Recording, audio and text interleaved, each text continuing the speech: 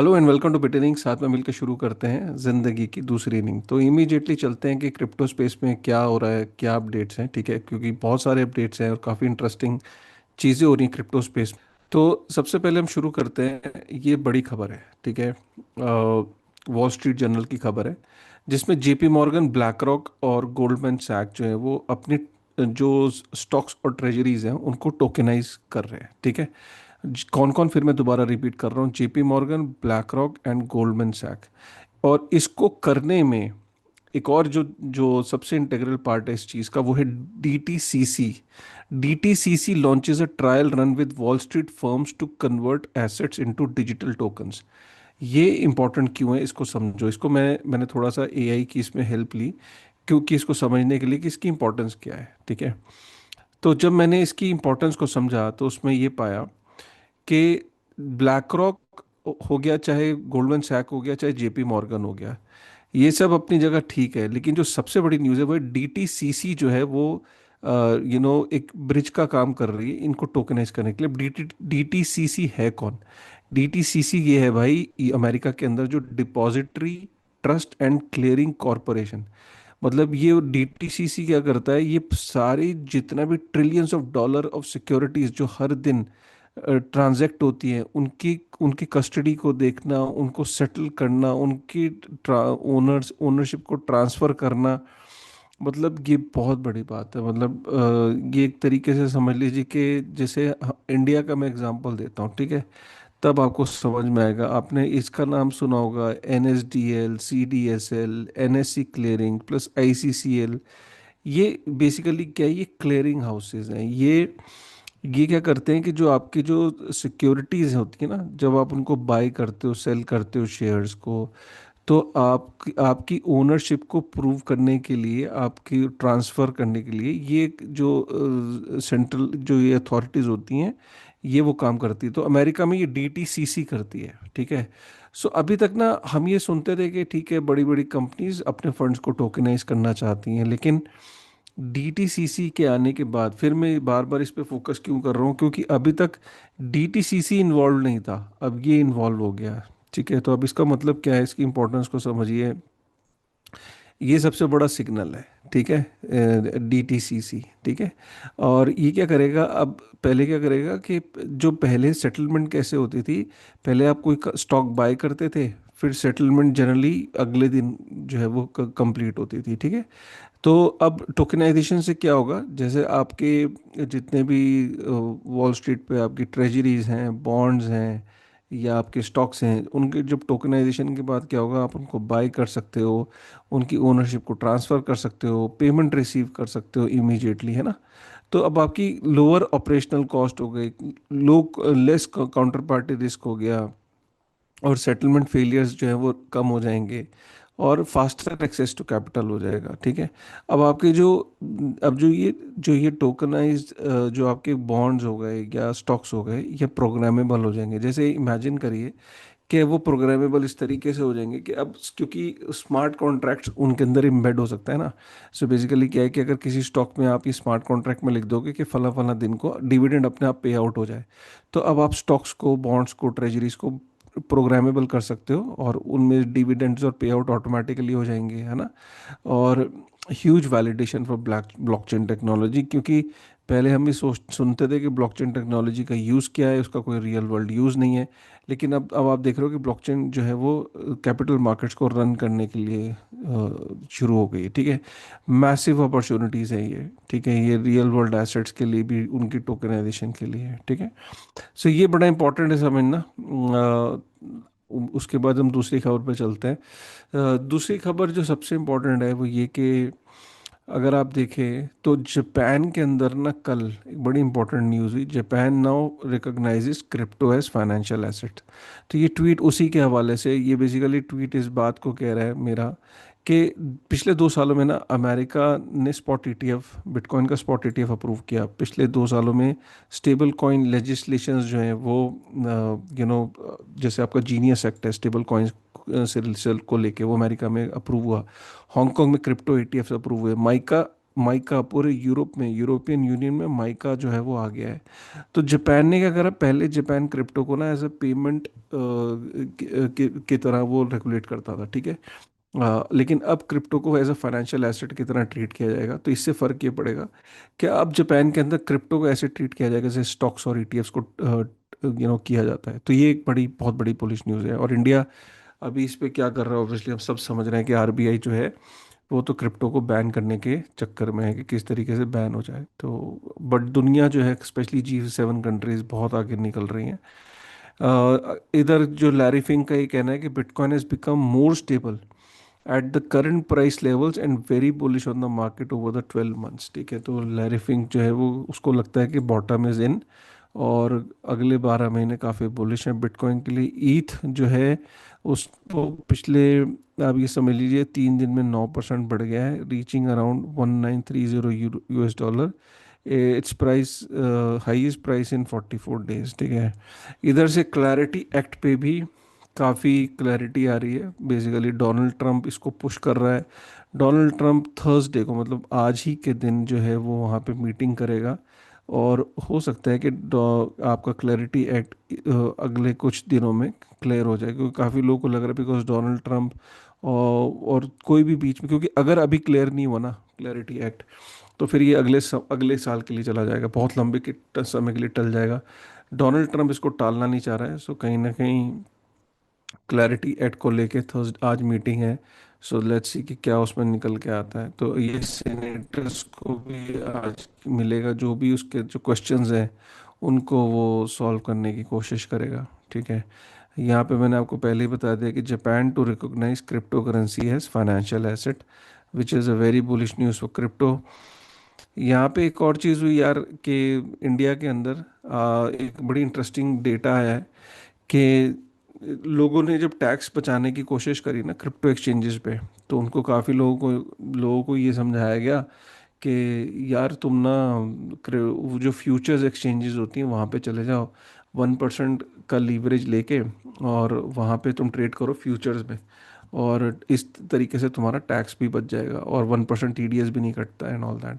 तो लोग अपना फ्यूचर्स मार्केट में चले गए, वहाँ पे 1% लीवरेज लेके ट्रेड करने लगे। लेकिन फ्यूचर्स में जब 1% पे तो दिल मानता नहीं है।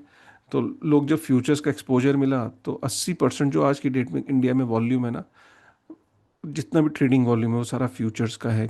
आप सोचिए कितने लोग फ्यूचर्स में चले गए हैं। मैं हमेशा कहता हूँ कि जो सबसे बड़ी बर्बादी होती है ना क्रिप्टो में, वो फ्यूचर्स में ही होती है। ठीक है, तो नो डाउट लोग पैसे बनाते हैं, सब चीज़ें करते हैं, but guys futures is very dangerous specially when you don't know it how to do it. Strategy के जो सीईओ है वो ये कह रहे हैं कि उसकी कंपनी बेसिकली कह रही कि तभी डूबेगी अगर बिटकॉइन 10,000 डॉलर से नीचे जाएगा। उससे पहले तो माइक्रो स्ट्रैटेजी का ही कहना है कि कुछ नहीं हो रहा है कंपनी को। ठीक है, तो अगर 10,000 डॉलर से नीचे जाएगा बिटकॉइन तो ही आप ये कह सकते हो कि हाँ it's it's it's a cause of concern, है ना। अब उसके बाद हम चलते हैं, अगर आप ये देखो एक स्टेबल कॉइन्स कितने मैसिव ग्रो कर गए हैं यार। मैं आपको अभी कुछ देर में, देखो आप ये देखो ना, 300 बिलियन यूएस डॉलर की मार्केट हो गई स्टेबल कॉइन्स की।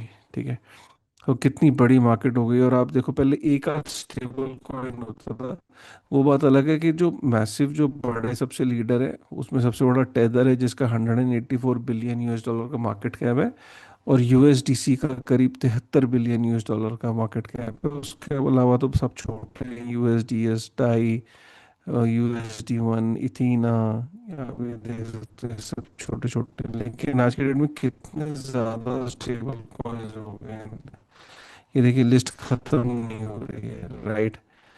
So all in all stable coins को लेके एक बाइनेंस ने भी एक रिपोर्ट, इंटरेस्टिंग रिपोर्ट है जो बाइनेंस रिसर्च करके एक टीम है जिन्होंने एक इंटरेस्टिंग रिपोर्ट दी है, stable coins transforming the financial landscape. मैं जल्दी से क्विकली इस रिपोर्ट को गो थ्रू करता हूँ, देन यू विल रियलाइज कि यार कितने बड़े हो गए हैं स्टेबल कॉइन्स। ठीक है, सबसे पहले आप, अगर आप इस चीज़ को देखो, यहाँ पे क्या है कि जो ट्रेड जो ट्रेड फाई का जो पर्प्स वॉल्यूम है, इसको इस तरीके से समझिए कि जितने भी आज की डेट में जो ट्रेडिशनल फाइनेंस के जो स्टॉक्स हैं, जैसे टोकेनाइज स्टॉक्स हैं या बॉन्ड्स हैं, ठीक है, आज उनके अंदर पर्प्स ट्रेडिंग हो रही है। मतलब कि क्योंकि टोकेनाइज हो चुके हैं, अब क्रिप्टो एक्सचेंजेस पे आ गए हैं, तो सोचिए कि 1.1 ट्रिलियन यूएस डॉलर की ट्रेडिंग हो चुकी है पर्प्स में। और ऑब्वियसली ये ट्रेडिंग किस में हो रही है, ये स्टेबल कॉइन्स में ही, ये ट्रांसफ़र स्टेबल कॉइन्स में ही की ज़रूरत पड़ती है इनको इनको ट्रेड करने के लिए।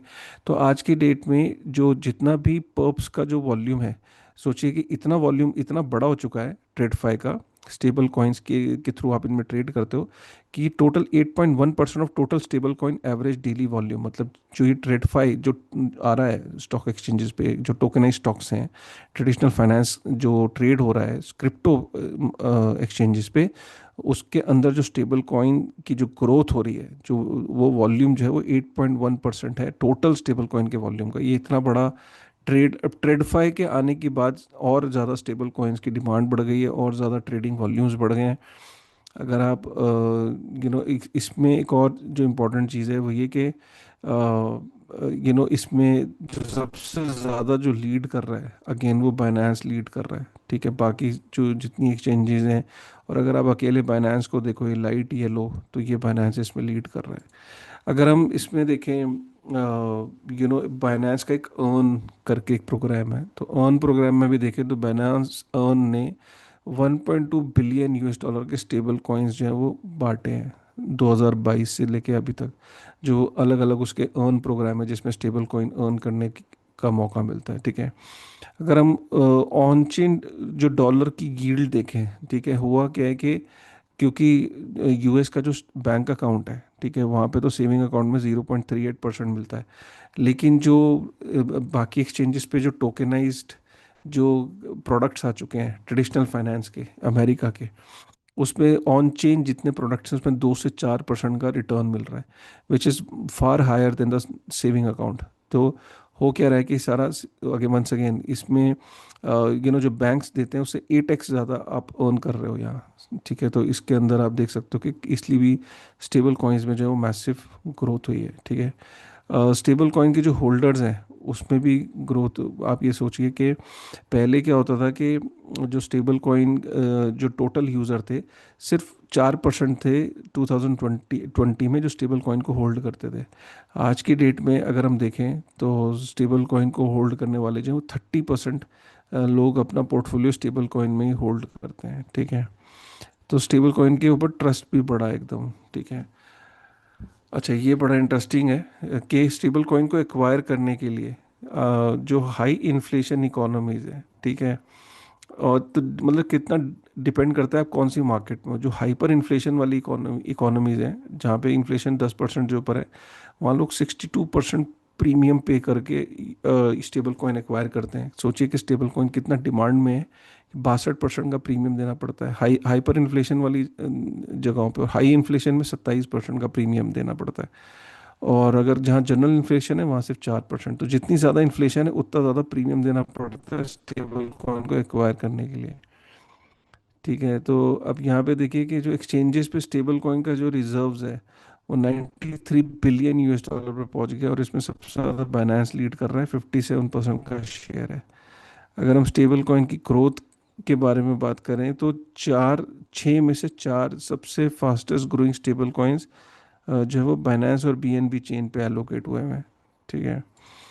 और अगर हम देखें इस वाली को देखें तो जो नॉन डॉलर स्टेबल कॉइन्स हैं उनकी भी डिमांड बढ़ रही है, ठीक है। तो क्यूमुलेटिव जो नॉन यूएसडी स्टेबल कॉइन्स हैं उनका ट्रेडिंग वॉल्यूम जो है वो 5 बिलियन से ऊपर जा चुका है बाइनेंस के ऊपर। तो उसमें भी ग्रोथ है, लेकिन फिर भी बाकियों के सामने बहुत छोटे हैं ये अभी भी। बाइनेंस की जो बीएनबी चेन है वो लीड कर रही है।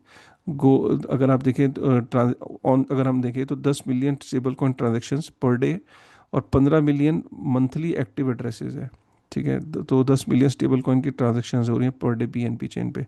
5.3 billion stable coin transaction capturing 24% market share.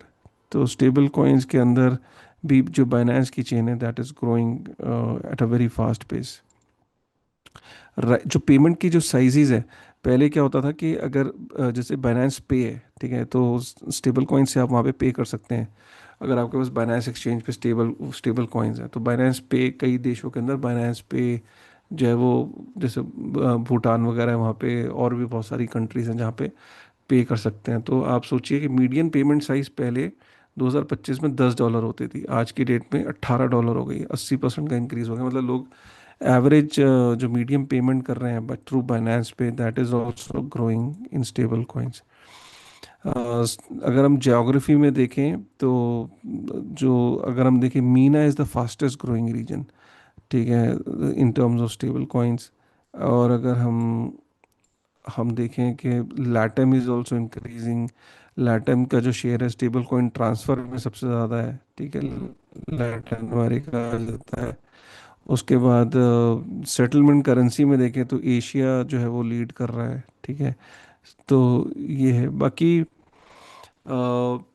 अगर हम देखें तो वीकेंड पे स्टेबल कॉइन एक्टिविटी जो है वो सर्च करती है, तो वीकेंड पे it is growing at a fast pace. तो जनरली इट इज़ सीन। और जो एआई एजेंट्स हैं, AI agents can not open bank accounts, तो AI agents are also going to use stable coins a lot. In fact AI agents के अभी visa ने बोला है, वीज़ा ने रिसेंटली अभी ये बोला है, अगर मैं आपको बताऊं तो वीज़ा ने बोला है कि जो एआई एजेंट्स हैं वो स्टेबल कॉइन्स को यूज़ करेंगे, ठीक है। It's a very interesting report. अगर आप देखेंगे डिस्क्रिप्शन में, अगर आप पूरा रिपोर्ट को पढ़ना चाहेंगे तो एक बार डिस्क्रिप्शन में मैं लिंक छोड़ दूंगा, उसमें आप जाके पूरी रिपोर्ट को जो है वो स्टडी कर सकते हैं, ठीक है ना। So all in all, guys, very interesting reports, very interesting times. Tokenization is going to be the biggest use case of crypto, real world asset का tokenization, and which is growing at a very very fast pace, ठीक है ना। So कैसी लगी आज का जो video, एक बार कमेंट करके बताइए, ठीक है। मिलते हैं एक नई वीडियो में, तब तक थैंक यू वेरी मच।